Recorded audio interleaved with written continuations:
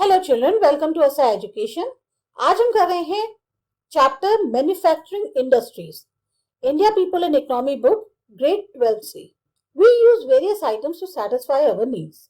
अपनी जरूरतों को पूरा करने के लिए हम अलग अलग तरीके के आइटम्स का इस्तेमाल करते हैं। Agricultural products like wheat, rice etcetera are to be processed into flour, husked rice before we consume these.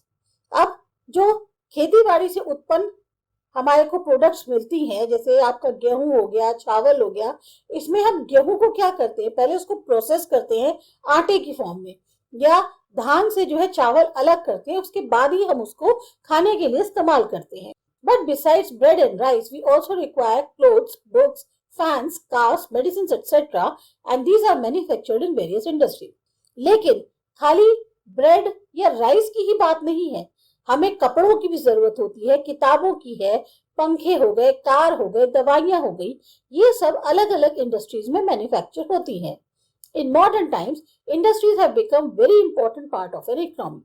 आज के मॉडर्न जमाने में जो इंडस्ट्रीज हैं, उद्योग जिन्हें कहते हैं, ये इकोनॉमी का बहुत महत्वपूर्ण हिस्सा है। They provide employment to large labor force and contribute significantly in the total national wealth or income. ये जो है एक बहुत बड़ी लेबर फोर्स जो है उसको रोजगार देती है, साथ ही साथ इनका जो राष्ट्रीय आय है उसमें भी बहुत बड़ा योगदान है। Types of industries. Industries are classified in number of ways. अलग अलग तरीके से हम इंडस्ट्री को क्लासिफाई कर सकते हैं। On the basis of size, capital investment, and labor force employed, industries are classified as large, medium, small scale, and cottage industries. अब साइज के आधार पर कितना उसमें इन्वेस्टमेंट हुआ है, कितना पैसा लगा है, कितने लेबर फोर्स उसके अंदर एम्प्लॉयड है, इसके आधार पर इंडस्ट्रीज को हम विभाजित कर सकते हैं कि वो बहुत बड़ी इंडस्ट्री है, मीडियम साइज है, स्मॉल स्केल है, या कॉटेज इंडस्ट्री है जिसे लघु उद्योग कहते हैं। On the basis of ownership, industries are categorized as public sector, private sector, and joint and cooperative sector. Ownership के आधार पर इंडस्ट्रीज को क्लासिफाई किया जा सकता है पब्लिक सेक्टर में, प्राइवेट सेक्टर में, जॉइंट और कोऑपरेटिव सेक्टर में। Public sector enterprises are government और स्टेट कंट्रोल कंपनीज और cooperations funded by the government. अब पब्लिक सेक्टर एंटरप्राइजेस क्या होती हैं? ये गवर्नमेंट या स्टेट द्वारा कंट्रोल करी गई कंपनीज या कॉर्पोरेशंस होती हैं जिनको मदद भी गवर्नमेंट के ही द्वारा मिलती है। Industries of strategic and national importance are usually in the public sector. ऐसी इंडस्ट्रीज जो स्ट्रेटेजी के अंतर्गत आती हैं या जो नेशनल तौर पे काफी महत्वपूर्ण है, वो पब्लिक सेक्टर में है, यानी गवर्नमेंट या स्टेट कंट्रोल होती हैं। Industries are also classified on the basis of the use of their products. अब इंडस्ट्री को हम फिर क्लासिफाई कर सकते हैं कि किस तरीके से उसमें जो प्रोडक्ट्स हैं उनका इस्तेमाल होता है। जैसे बेसिक गुड इंडस्ट्रीज हो गई, कैपिटल गुड इंडस्ट्री हो गई, इंटरमीडिएट गुड इंडस्ट्री हो गई, और कंज्यूमर गुड इंडस्ट्री हो गई। Another method of classifying industries is on the basis of raw materials used by them. एक और तरीका है हम इंडस्ट्री को क्लासिफाई कर सकते हैं, वो किस तरीके का रॉ मटेरियल उसमें इस्तेमाल होता है उसके आधार पर। Accordingly, these can be agricultural-based industries, forest-based industries, mineral-based industries, and industrially processed raw material-based industries.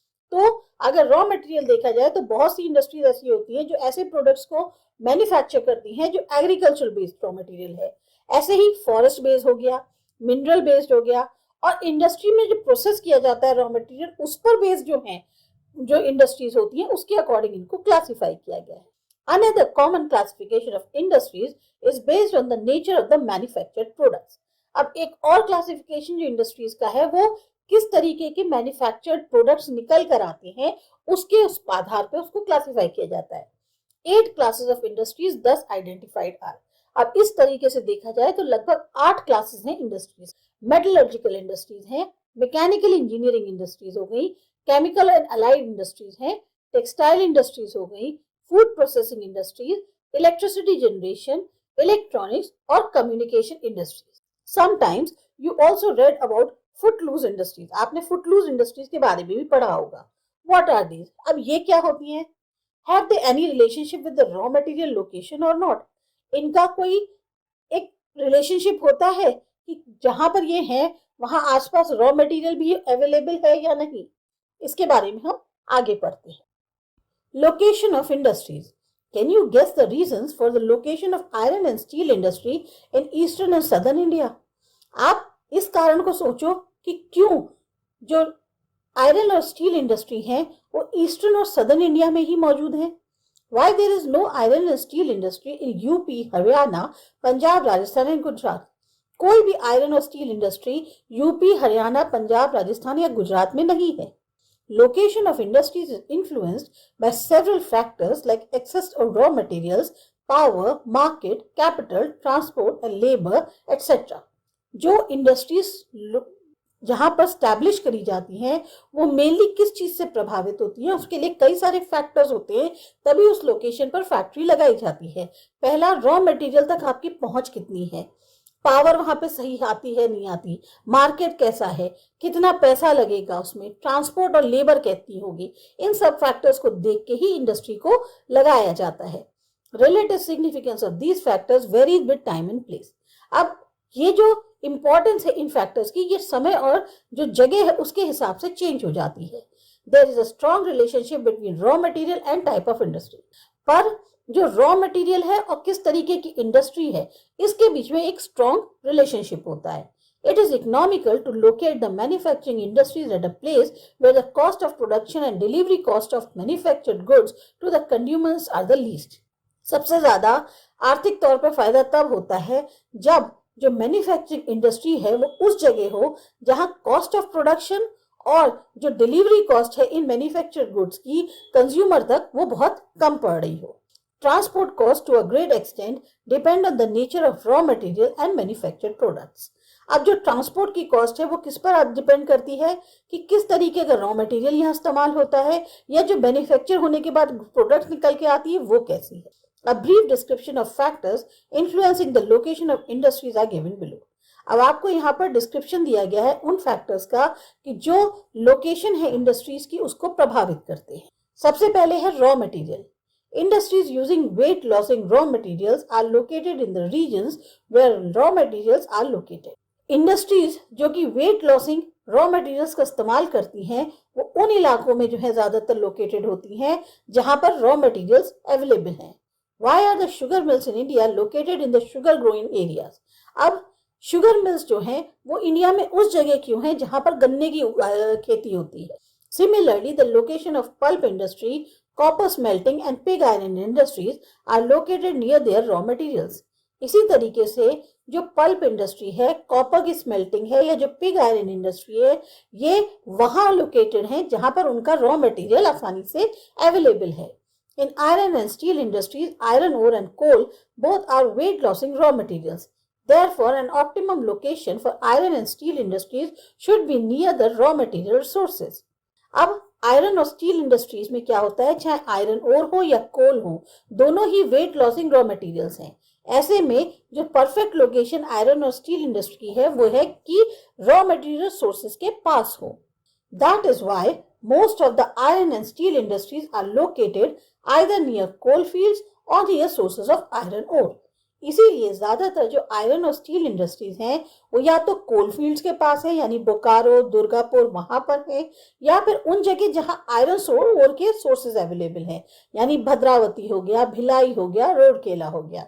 Similarly, industries based on perishable raw materials are also located close to the raw material sources. इसी तरीके से वो industries जिसमें raw material जल्दी खत्म हो जाता है, खराब हो जाता है, उसकी लोकेशन वही होती है जहां ये रॉ मटेरियल आसानी से अवेलेबल हो. Power provides a motive force for machines and therefore its supply has to be ensured before the location of any industry. अब क्या होगा, कोई भी मशीन होगी फैक्ट्री में वो पावर से ही तो चलेगी. इसीलिए ये देखना बहुत जरूरी होता है किसी भी इंडस्ट्री को लोकेट करने से पहले कि वहां पावर सप्लाई ठीक से है या नहीं.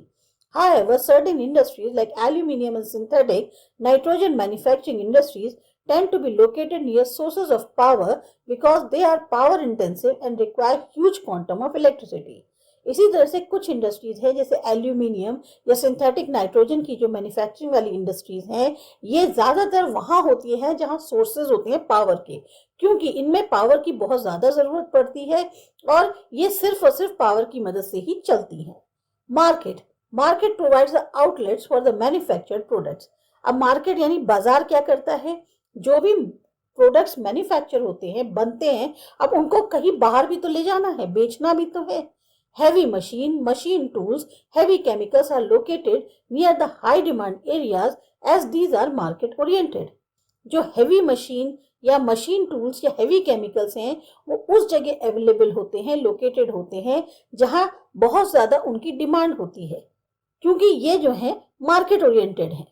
Cotton textile industries uses a non-weight lossing raw material and is generally located in the large urban center. Example, Mumbai, Ahmedabad, Surat, etc. अब कॉटन टेक्सटाइल इंडस्ट्री जो है ऐसा रॉ मटेरियल यूज करती है जो नॉन वेट लॉसिंग है। इसकी वजह से ये जनरली बड़े बड़े अर्बन सेंटर्स में लोकेटेड मिलेगी, यानी कि मुंबई में भी है, अहमदाबाद में भी है, सूरत में भी है। Petroleum refineries are also located near the markets as the transport of the crude oil is easier and several products derived from them are used as raw material in other industries।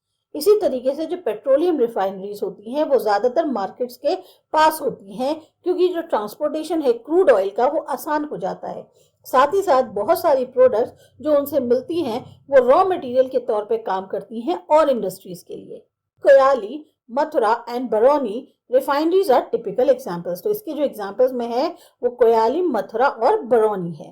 Ports also play a crucial role in the location of oil refineries. अब ports जो होते हैं उनका भी बहुत अहम role होता है ऑयल रिफाइनरीज के लोकेशन पे। फिर आते हैं ट्रांसपोर्ट पे।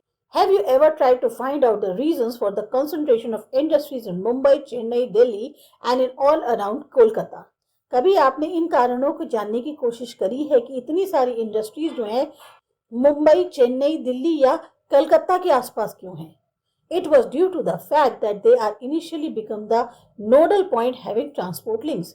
ये इसलिए है क्योंकि शुरुआत में यही नोडल यानी मेन पॉइंट्स थे जहां से ट्रांसपोर्ट लिंक सबके जुड़े हुए थे। The industry shifted to interior locations only when the railway lines were laid। अब ये जो इंडस्ट्रीज थी ये और अंदर के लोकेशंस में शिफ्ट हो गई जब रेलवे लाइन बिछाई गई। All major industrial plants are located on the trunk rail routes। तो जितने भी मेजर यानी बड़े बड़े इंडस्ट्रियल प्लांट्स हैं वो ट्रंक जो रेलवे रूट्स हैं उन पर लोकेटेड है। Labour, can we think of an industry without labour? अब कोई भी इंडस्ट्री में लेबर ना हो ऐसा हो नहीं सकता। Industries require skilled labour. Industries में ऐसे लेबर की जरूरत है जो थोड़े से काबिल वाले होते हैं। In India labour is quite mobile and is available in large numbers due to our large population. India में जो है लेबर सस्ती है, आसानी से मिल जाती है, बहुत आयत में मिल जाती है, क्योंकि हमारे यहाँ की जो पॉपुलेशन है वो बहुत ज्यादा है। Historical factors. Have you ever thought of the reasons for emerging Mumbai, Kolkata and Chennai as the industrial nodes?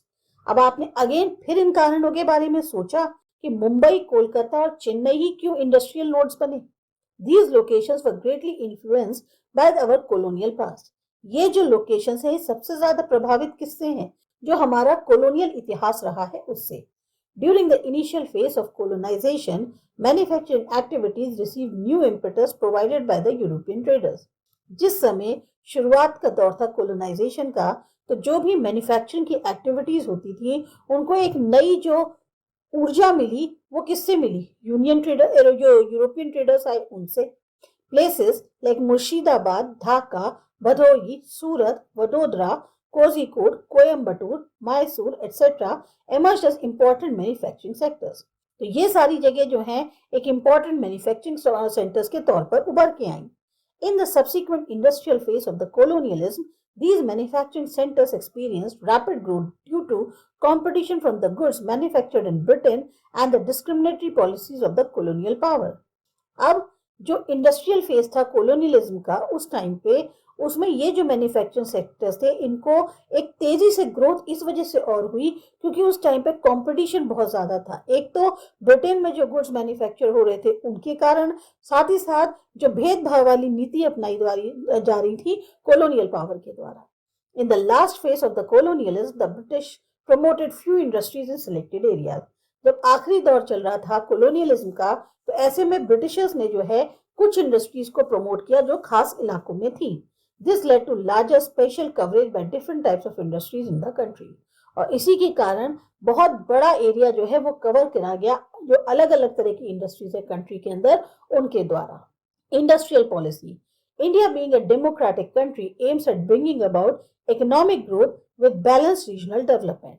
अब इंडिया क्योंकि एक डेमोक्रेटिक कंट्री है, इसका मुख्य उद्देश्य ये है कि ज्यादा से ज्यादा इकोनॉमिक ग्रोथ हो, लेकिन साथ ही साथ रीजनल तौर पे भी एक बैलेंसिंग रहे डेवलपमेंट के अंदर। Establishment of iron and steel industry in Bhilai and Rourkela were based on decision to develop backward tribal areas of the country. अब ये जो था कि आयरन और स्टील इंडस्ट्री जो भिलाई या रूरकेला में गठन किया गया उनका या वहां स्थापित करी गई, उसका मेन वजह ये था कि जो वहां के पिछड़े हुए ट्राइबल एरियाज हैं कंट्री के, उनको डेवलप किया जा सके। At present government of India provides lots of incentive to industries locating in the backward areas. आज की डेट में गवर्नमेंट ऑफ इंडिया बहुत सारा इंसेंटिव देती है उन इंडस्ट्रीज को, खासतौर से जो बैकवर्ड एरियाज में अपनी जो फैक्ट्री है या जो अपनी इंडस्ट्री है उसको लगाती है।